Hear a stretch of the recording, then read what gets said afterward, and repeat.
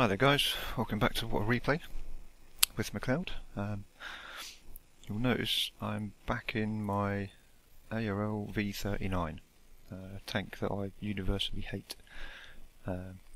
Last video was I showed you my ace tanker because I was surprised that I got my ace tanker by only doing 1400 XP. This video is a bit more interesting, actually it's a bit more successful. Still using the is it the 105 gun, so I'm still having better results with that.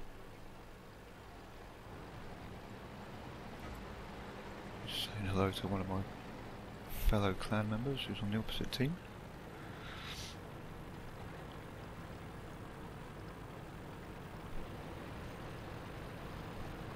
One thing I've noticed since patch 8.2, I think it's because of the reticule, like the Crosshair mod I use. I use Jimbo's Crosshair mods, which I prefer. It's a really nice clear sights. They give you a countdown timer in seconds for the reload. It just seems a nice, smoother system. But for some reason the gun marker and the aiming reticule, when I'm watching replays now, they're out of sync, they don't line up, so that's a little bit weird. So rather than the actual aiming marker going where I'm looking, it's the little white circle inside the gun marker, which is strange. First time I watched a replay the other day I was thinking I was lagging out or something, but figured out that's what it is. So if anyone knows anything more about that or has got a possible reason, you could always stick it in the comments, that would be appreciated.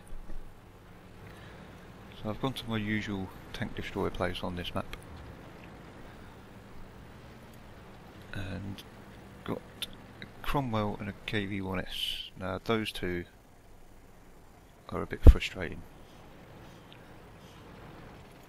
because I'm sitting here trying to get shots in and I keep getting bumped like that. Because these two fucktards are just sitting there doing God knows what.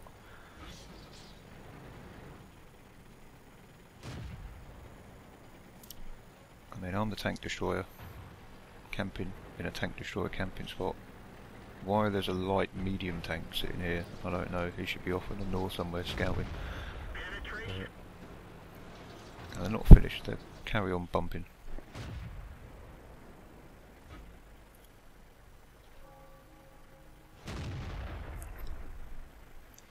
Anyway, when I zoom in on the targets, you'll see what I mean about the gun reticules. So if you keep an eye on the white circle, that's where the gun's pointing.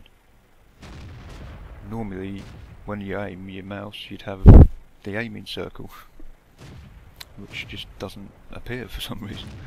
And when it does, it's stuck somewhere else on the map. Yeah, see the red aiming circle there? When I move, it doesn't. So, going alright, winning 4-2. Finished off a couple of tanks, one of them being a tier 7, which is handy. There's 5 tier 7 tanks in this battle, so when I say it's a tier 7 battle, it's a reasonable tier 7.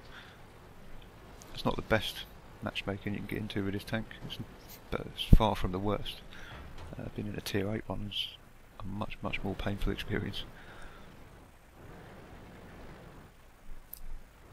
Still got Tweedledum and Tweedledee sitting beside me. Not really doing much.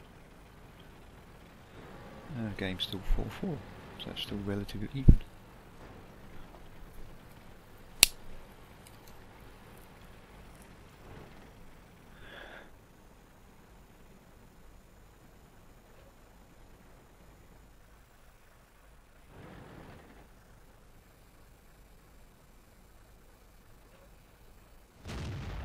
Some nice shots into that Tiger P, track him with the first one. I think I set him on fire with this next one. Yeah, there we go.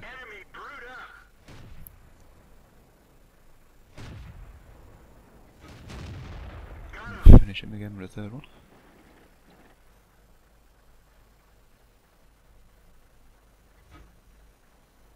I've had a couple of people ask me how I get the record of the damage, the numbers up on the top right of the top left.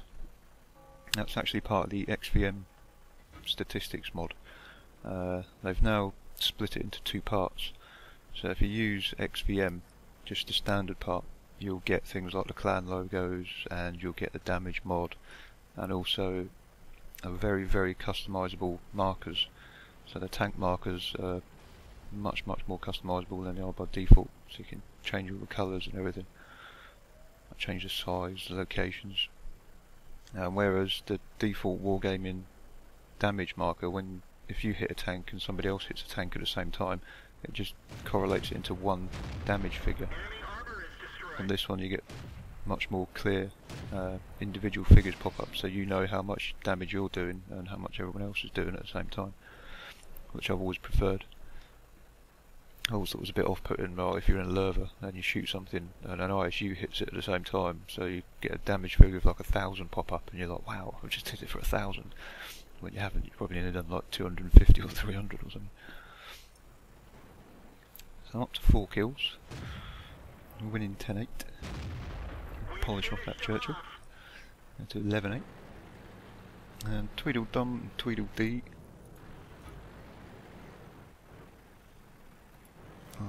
Still there. Oh, Tweedledum's moved away. Now I decide with one heavy sitting there, I'll decide to go back to the cap, because they didn't seem like they were going to be able to take care of that medium. And being in my clan, I know he's a decent player.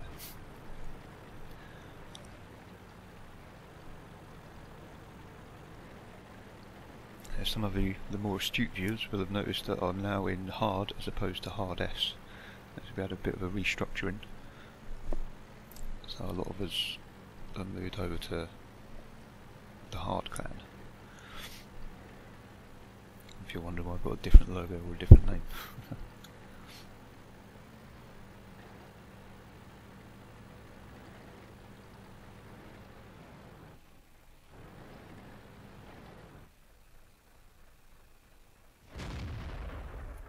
Tried to get a shot at him, but I overshot him slightly.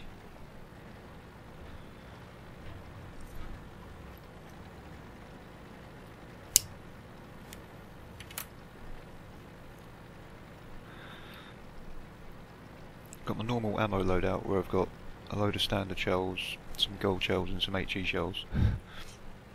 Didn't have to use any gold shells in this battle. I think since I've been putting gold shells in it, I've probably only fired about 6. It doesn't make a huge amount of money, this tank. When you're paying like 3,000 a shell or something, it's quite often detrimental to your credit earnings.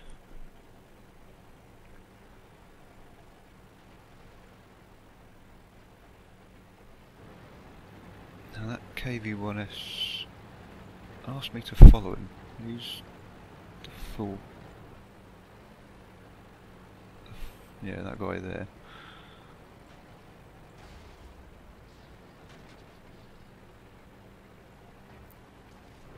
No, I decided not to.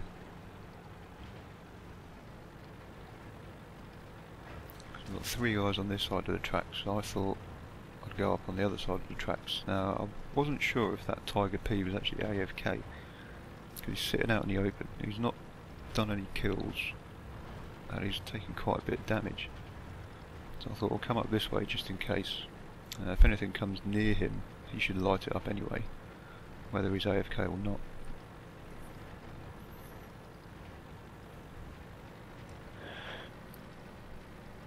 There's only 3 tanks left, so mind you, the SU1 and SU100 M1, that's not got a devastating gun, but it's still more than enough to damage me.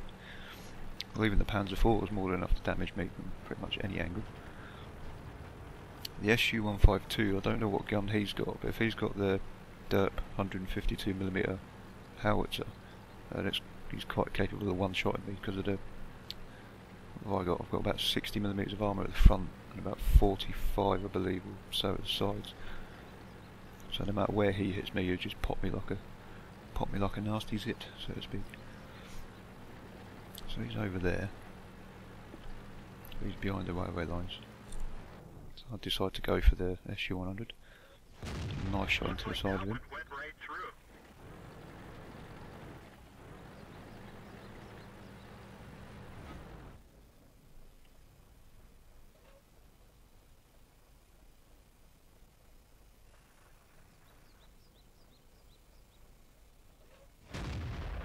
I thought I'd take that shot anyway.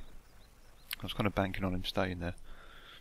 I wasn't sure if it'd hit or not. The damage meters that I use, that are part of the XVM mod, they only show damage caused by tanks that are visible. So if you blind shoot at someone, whether you hit them or not, or if you blind shoot at someone and you hit them, it won't show the damage. Obviously, because you can't see the tank, you can't see the damage. So quite often you'll come to the end of a battle and you might think, oh, I've done 2,000 damage, and you look on your battle results screen and find out you've done 3,000 damage, which is always an added bonus. The Tiger P's saying he can't move. Now, I don't know why he can't move. There was a bug though. I had a bug just after I installed a patch to do with the mods. That was, I used to have a mod where you could zoom out and see around your tank more. But it turned out that that mod was causing a bug where you could go into the game, but once the game had loaded and started, you could control with the mouse. So moving your aim and moving your turret and firing and things was fine. You could go into artillery view and that sort of thing, but I couldn't move the tank at all. Just the actual movement of the tank. Even the auto drive cruise control feature wouldn't work. And it took me ages just fiddling about with the mods, just deleting them all and putting them in one at a time. And that was the only one I didn't bother putting in. And then it worked. I think I had like 4 or 5 battles where I just gone into the battle and then just ended up sitting and spawned like a lemon because I couldn't move.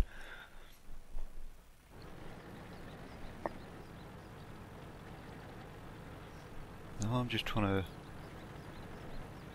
get some views in around the top. I know the SU's on the other side of the railway lines, and I know the other two were over here. But even with binos, the view range on this, it's not brilliant. There's still nothing much going on. So we'll trundle forward. Now I'm kind of banking on me of having hit that SU-100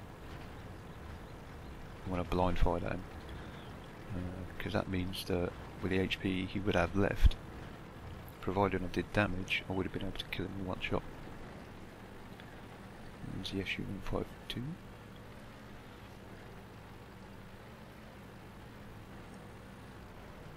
And there's the SU-100, yep, so I did it in. It's only got 223 left.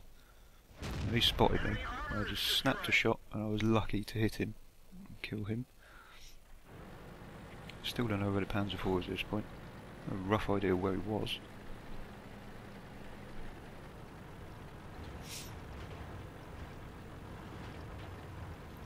So I decided just to make my way back and cover the Tiger P.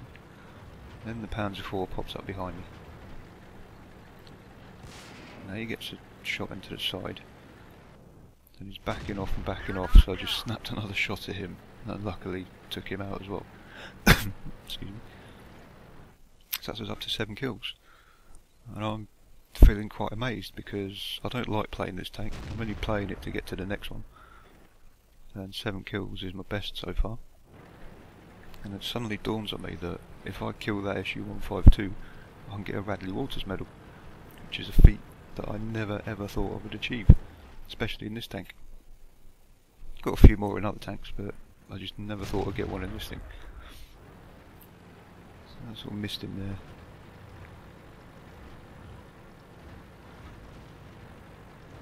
Tiger P misses him. He's killed the Tiger P. By this point the red mist has descended, so I just charged straight forward.